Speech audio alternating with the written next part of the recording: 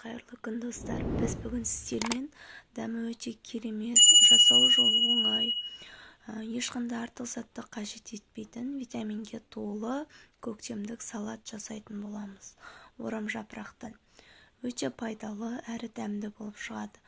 Дәл осындай рецептілерді өткізіп алғыларыңыз келмесе, онда міндетті түрде тезірек менің каналыма жазылып, лайк, комментарий қалдыруды ұмытпаңыздар. Және де қоңырауша белгісін баса кетіңіздер. Сонда менің каналыма шыққан әрбір видео сіздерге көрініп тұратын болады. Енді салатымызды жасау үшін бізге осылай ашылып тазаланған орам жапырақтарымызды бөліктерге бөліп, әрбір бөлікті осылай 4 бұрышты етіп турап аламыз. Қалауларыңыз бойынша үлкен етіп турасаңыздар да болады. Маған осылай ұсақтап, орташа көлемде тураған ұнайды, аса қатты ұсақ емес. Осылай орам жапырақтарымызды 4 бұрышты етіп турап аламыз. Егер менің видеом қызық болып жатқан болса, лайк, комментарий қалдыруды ұмытпаңыз. Сіздерден қолдау күтемін. Менің арнамда өте оңай және қарапайым рецептілер көп.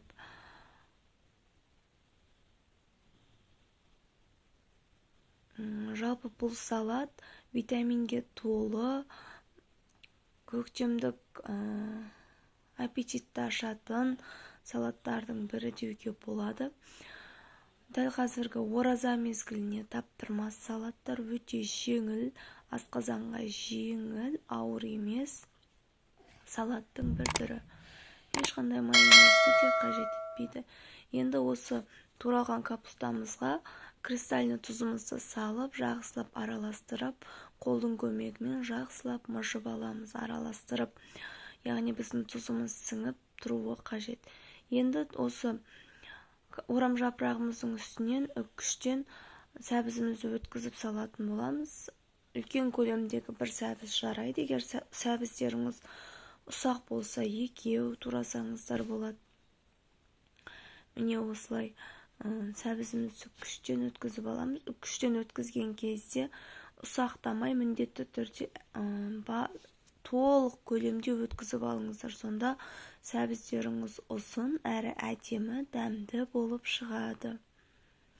Неге енді сәбізімізді күштен өткізіп алдық, осылай орам жапырағымызбен бірге кішкене араластырып қоямыз.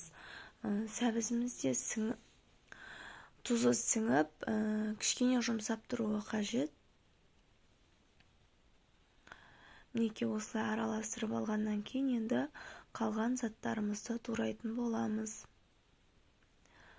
Барлық керекті заттарды описание бөліміне қалдырамын. Енді осылай қиярымызды қалауларыңыз бойынша 4 бұрыштап немесе осылай ұзыншалап турасаңыздар болады. Маған осылай тураған ұнайды, әрі әдемі болып көрінеді. Неге осылай қиярымызды ұзыншалап турап аламыз.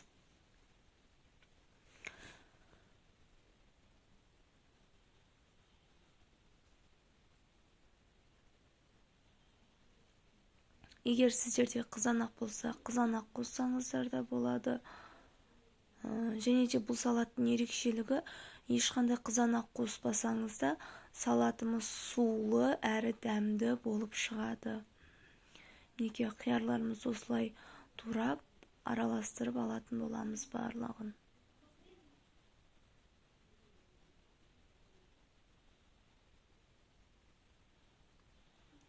Егер видео ұнап жатқан болса, лайк, комментарий қалдыруды ұмытпаңыздар. Алдағы уақытта сіздермен керемет видеолармен бөлісетін боламын.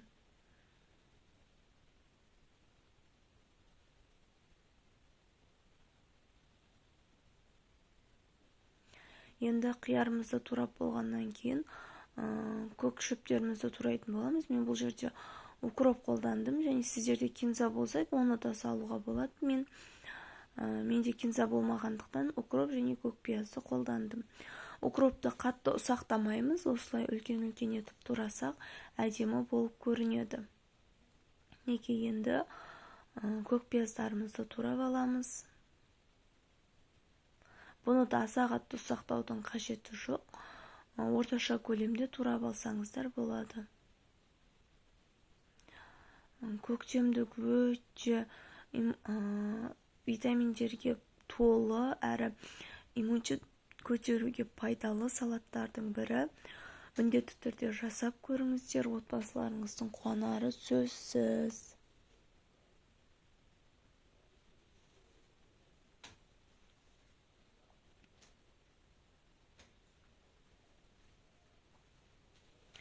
Міне енді көкпиязымызды турап болдық. Енді осылай сарымсақтарымызды турап аламыз. Мен 5 тіс сарымсақты қолдандым. Сарымсақты осылай ұсақтап турап аламыз.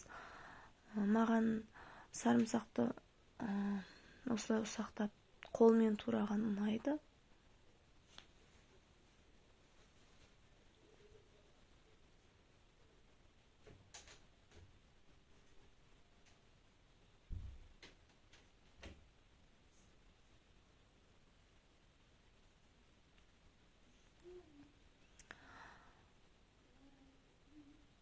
Неге осылай сарымсақтарымызды ұсақтап турап аламыз.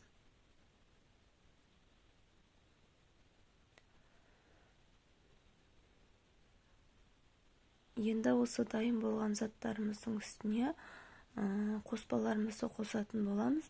Енді бұл жерде мен 250 грамм суға 1 ас қасық ас уксусын қостым. Кәдімгі 1 ас қасық уксусымызды қосып, жақсылап араластырып, осы салатымыздың үстінен құятын боламыз. Бұл салатқа ерекше дәм береді және де сулы болып шығуына жағдай жасайды. Егер сіздер салаттың өте сулы болғанын қаласаңыздар, судың мөлшерін көбейтуге болады.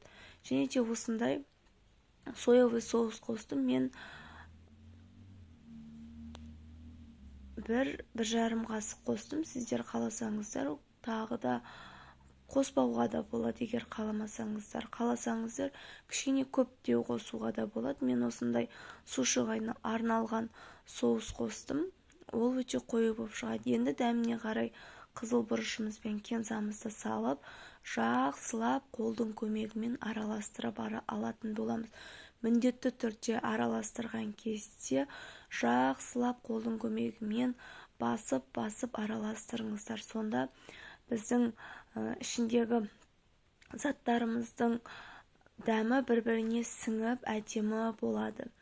Осылай қолдың көмегімен жақсылап араластырып болғаннан соң үстінен 100 грамм сұйық май құйып жақсылап араластырамыз.